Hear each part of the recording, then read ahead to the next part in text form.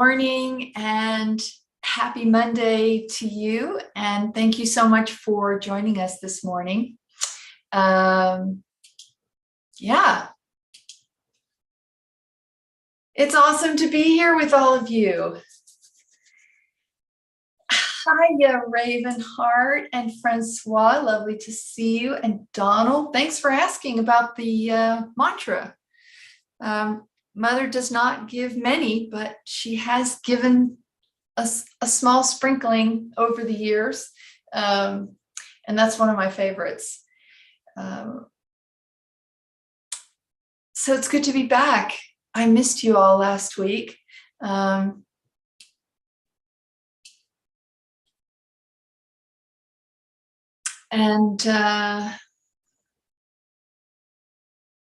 Yeah, just feeling grateful to be able to do this today.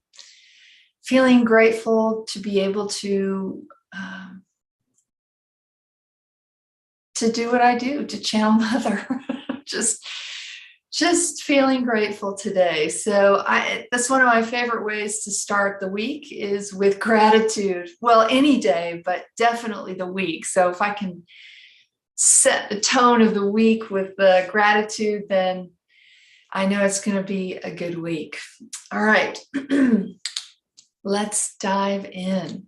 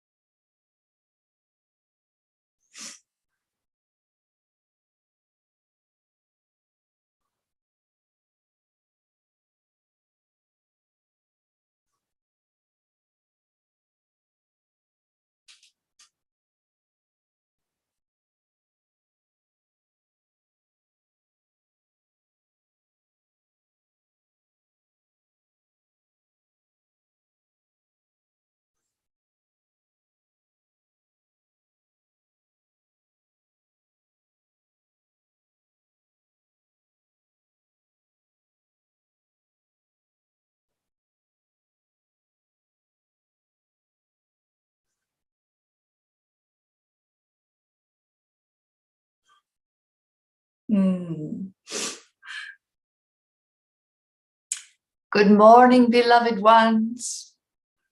Good day, good evening, good night, wherever you are in the world. Welcome to this moment that we are sharing together.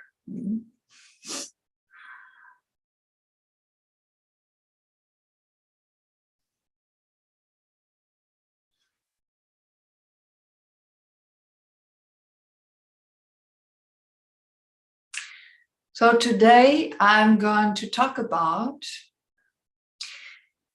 a subject that is very prevalent in your world at this moment. And that subject is freedom. Now,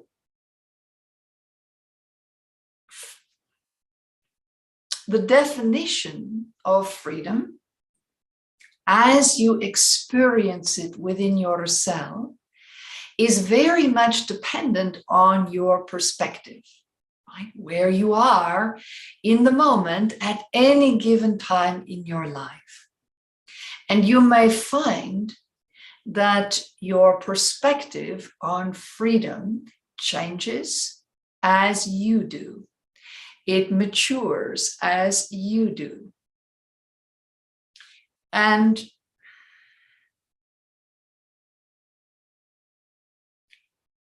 it is a spiritual tenet while also being a societal necessity, right? An individual necessity.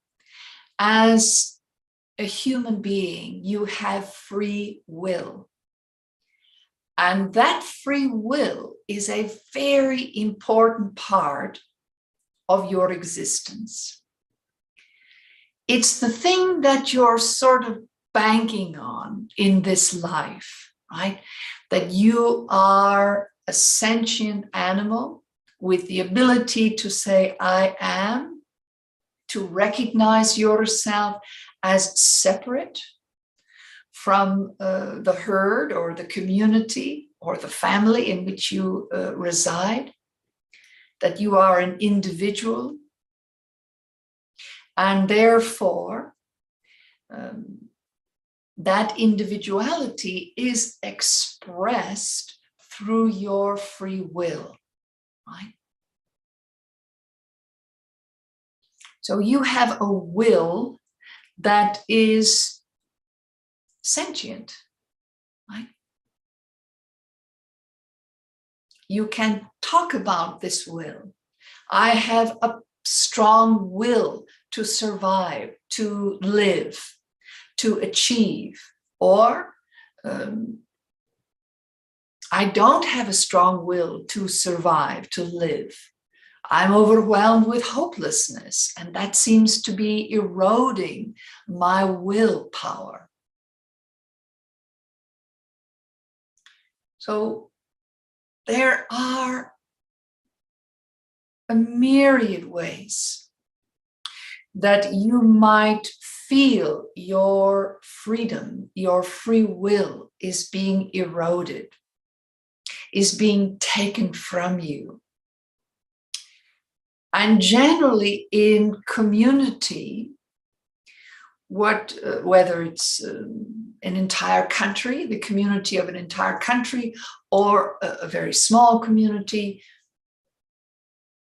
when someone or a group of someone's wants to impose certain laws or certain rules, then that can trigger a response within you.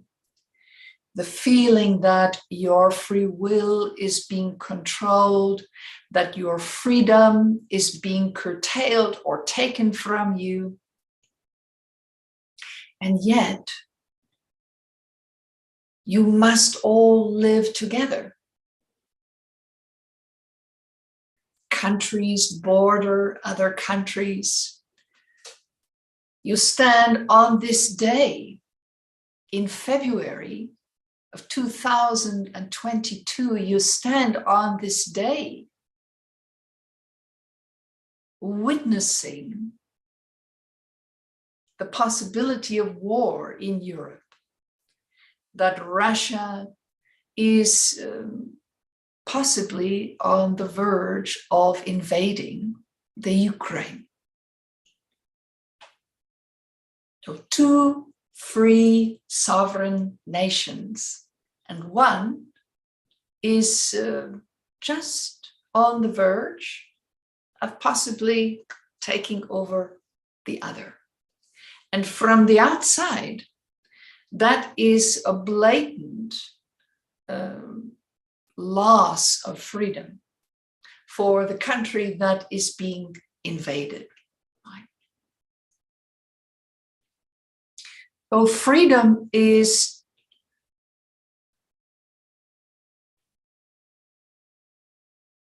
an ever-changing truth.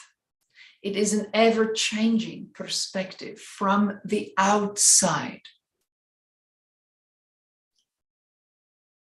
People are feeling their freedoms are taken when they are told to wear a mask, or when they are not allowed to go to a restaurant if they have not been vaccinated against the COVID-19 virus. And yet those people who believe in wearing masks and have received the virus feel that they are being protected and supported, right? That they feel that in the context of living in the collective, it is necessary to set certain laws and rules so that all may live together in the healthiest and hopefully the freest way possible. But not everyone agrees on what that means. And is the loss of some of your personal freedom worth the gain of protecting the communal freedoms? Right? If you are to let go of some of your perceived freedoms in order to serve the community, is that a good thing or not? So I'm bringing all this up because the question of freedom, the repression of freedom, the loss of freedom, the gaining of freedom on the outside, between each other, in your interpersonal relationships, in your relationship to the community, is an ever-changing experience. There is no one definition of freedom.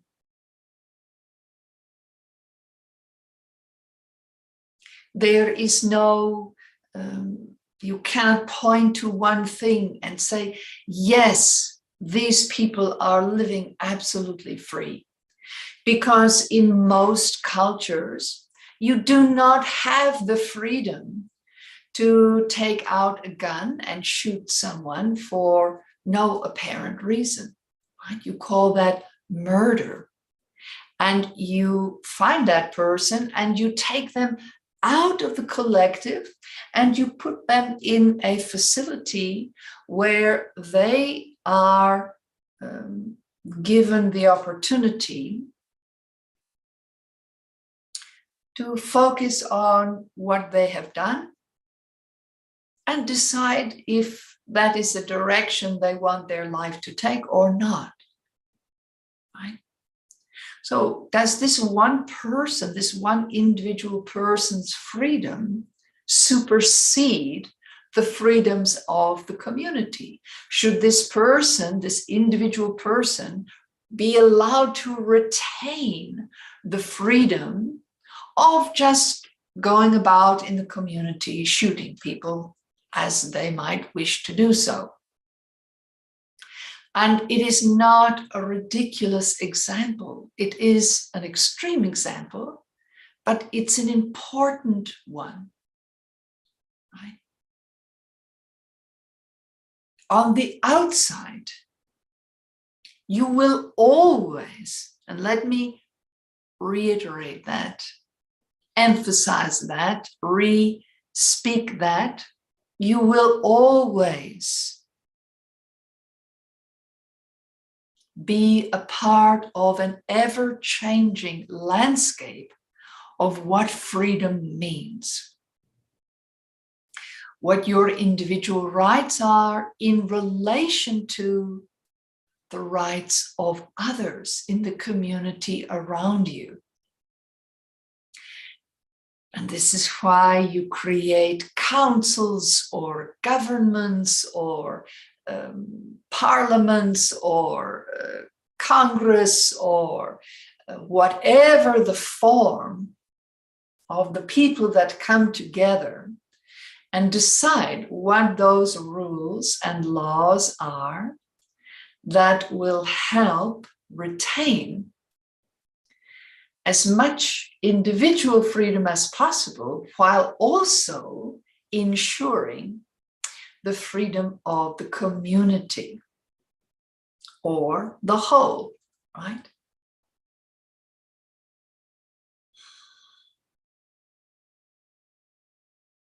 And so whatever country you live in, whatever kind of government you have that is at this moment in charge of your country, or whatever tribal nation you are a part of, and how that is governed, you as the individual will always be subject to the definitions, the perceptions of the community as it relates to freedom.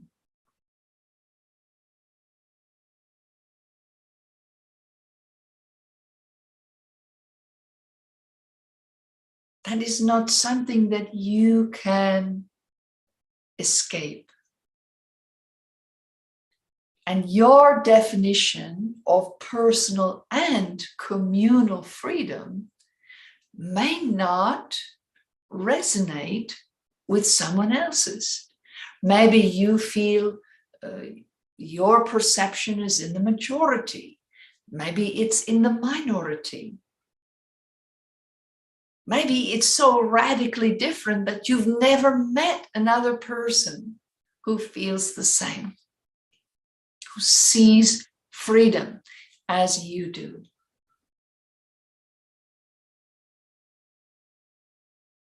But there is one element of freedom that does not change. It is not open to interpretation. It does not evolve or shift or mature or stay immature. And that is your inner freedom.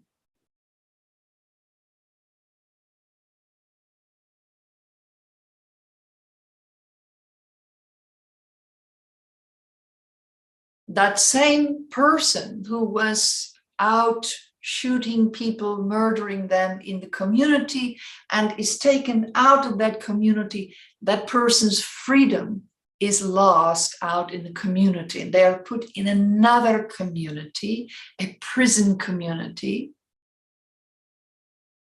They are told where to go, what to do. Their whole lives become regulated. There are very few personal outer freedoms that are granted to someone in that kind of situation. Depending on the country, depends on the severity of the loss of freedom, the outer freedom. But there have been story after story after story of people in that same situation who found their inner freedom. And all of a sudden, the perception is completely different.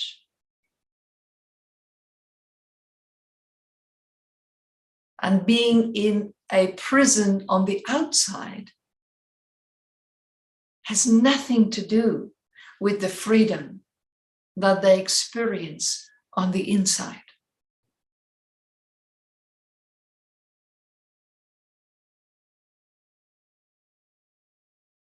When you become free on the inside, you have found your essence. And now maybe you have not uncovered it completely, but you have found it. It is that divine essence, your soul inside of you, that knows without a doubt that you are where you need to be, experiencing what you need to experience, surrounded by the people you need to experience this with. That there is a rightness to your life, to your situation, to your existence. That when you're focused solely on outer freedoms, you don't have. It's a rightness that goes beyond the mental capacity of a human being to understand. Because out in the world, everyone's different definitions of freedom and what they're willing to fight for that kind of freedom. Whether it is to repel an invading force, whether it is to be a part of that invading force, whether it is to drive your truck to a certain city and block all the traffic off and have a demonstration, to march in a demonstration, to go to court, to fight for freedom. All of these things on the outside are ever changing. Even the feeling of rightness, it may feel right to you to fight in that war. And then 20 years later, if you were asked to fight that same war, there would be a feeling of wrongness, that does not reflect where you are today in your perception of outer freedom, how to express freedom, how to hold space for freedom, how to speak for freedom, how to be in freedom. But the inner freedom, that does not change. It is the release of all the burdens that separate you from your essence, your divine self.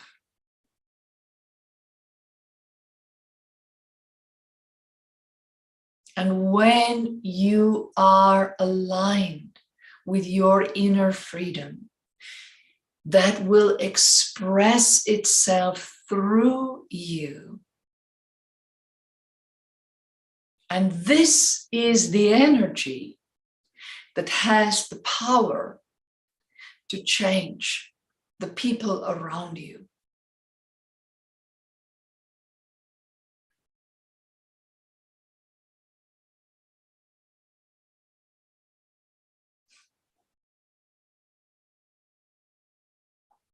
To help people to understand that when you are solely focused on outer freedoms and what that means, what it means to you and your community, when that is your sole focus, that is a prison, a type of prison in and of itself.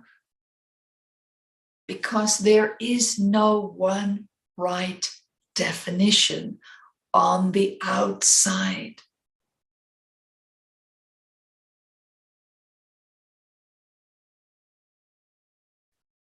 But when you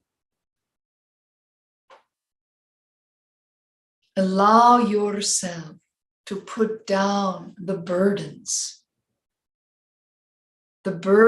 of judgment, the burdens of expectation,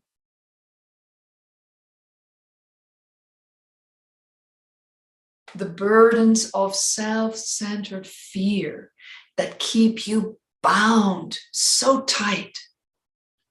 When you are willing to set those down, then you will feel free.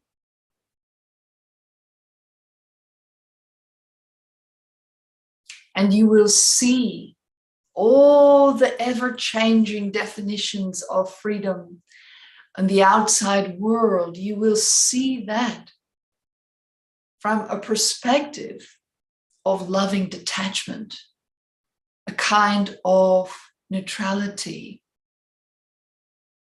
where you are not pushed and pulled and wound up and then crash.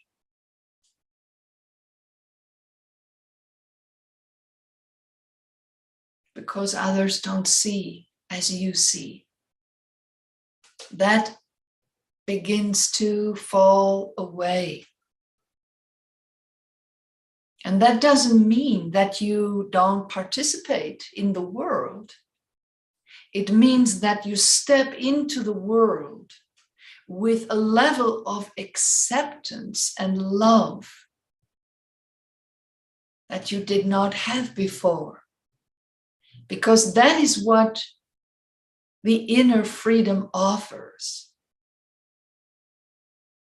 A deep acceptance that life is as it is, and people are as they are. That people will continue to do what they do, and life will continue to unfold as it unfolds.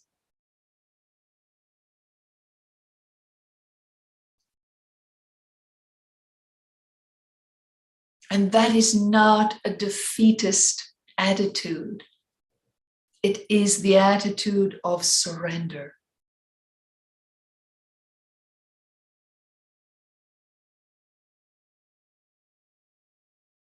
Because when you surrender, that outer fight for freedom, that is when you come into your inner freedom.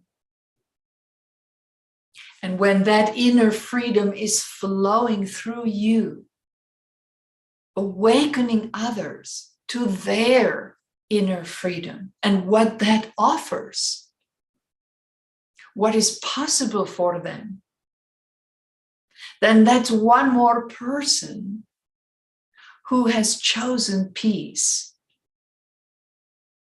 And when enough human beings choose inner peace over outer war,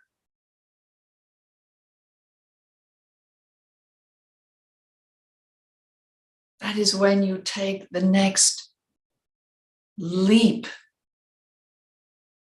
in your evolution as a race of beings.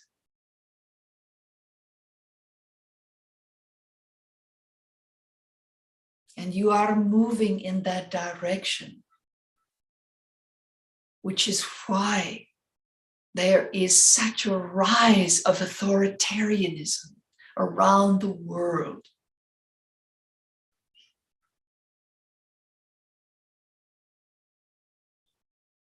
Because there will always be humans who will fight to maintain the fight.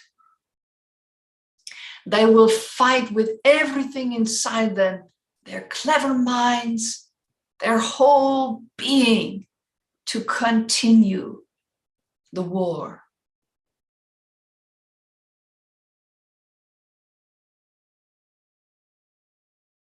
To push, to have their personal freedom be the definition of freedom.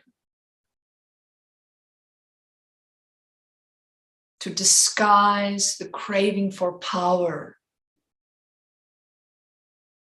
behind the light of freedom. This is what it means to be human, part of the human race. And what is done to one is done to all.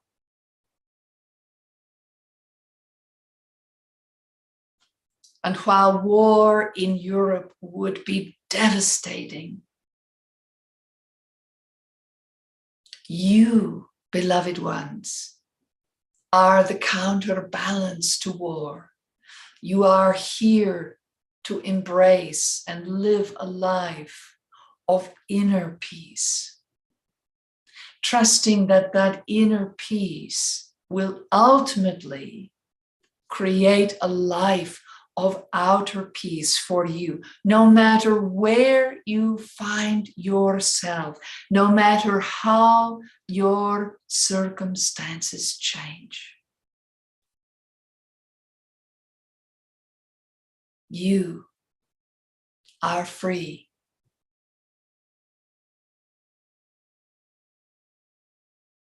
And it does not require a definition.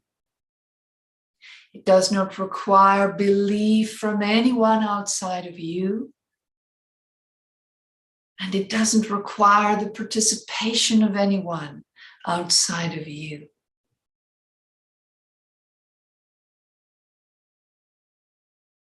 This is where you tap into your true power as a divine being. You can set yourself free. You don't have to wait for any laws or rules to be changed or created. You can participate in the creation of them, but you don't have to fight. You can set yourself free and trust that the radiance of your freedom will impact all your endeavors.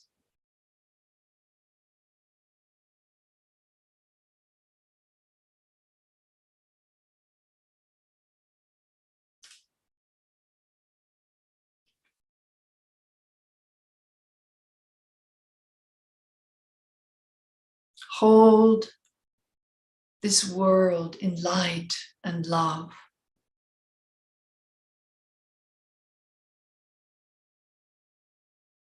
Let inner freedom be your prayer for each human being who walks in a body on your planet at this time. Not freedom as your mind defines it, as you think it should be, but pray for the inner freedom that each human being sets themselves free, using their free will for the highest possible purpose.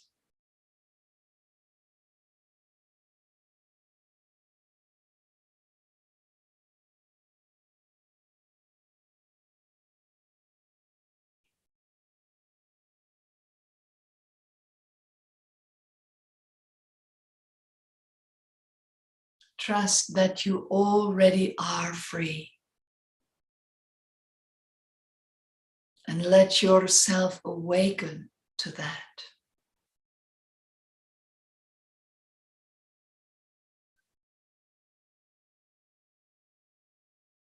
I love you.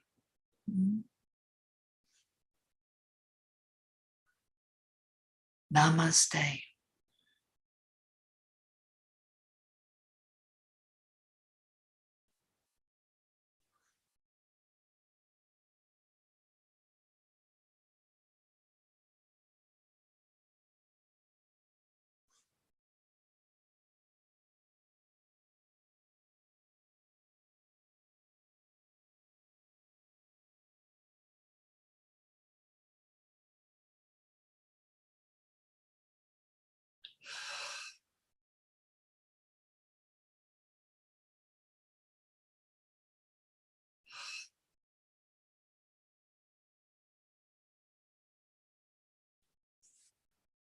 Mm.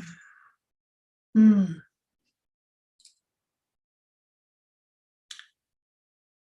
Oh boy, that just settled in my heart and in my soul today. Goodness. Yes, J.A., I agree. Wow. Whew.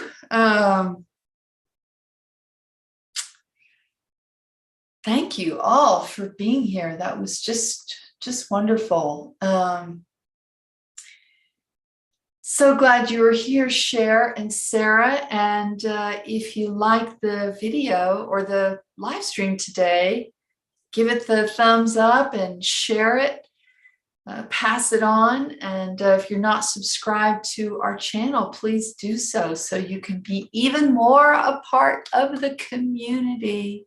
And I just want to say thank you again for all your comments.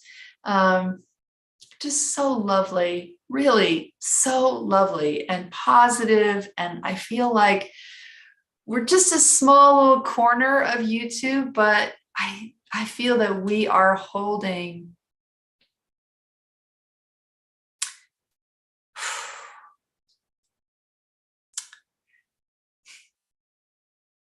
that we are holding a light for many. So I just want to say thank you for being a light holder here in our channel, because yeah, we need it. Oh, I'm so glad, Francois. It's wonderful. Amy, there you go. There you are. Yes, I know, Amy. She is so amazing. You are welcome, Marisol. I'm so glad you're here. I appreciate it. And just love you all, and giving you a big hug and lots of kisses. Have a fantastic week. And I am going to be doing the meditations, Mother's Daily Meditations this week. So maybe I'll see you in meditation this week. All right. Best corner of YouTube. I'm kind of partial to it myself, Amy. All right, everybody, have a great week. Love you all. Bye-bye.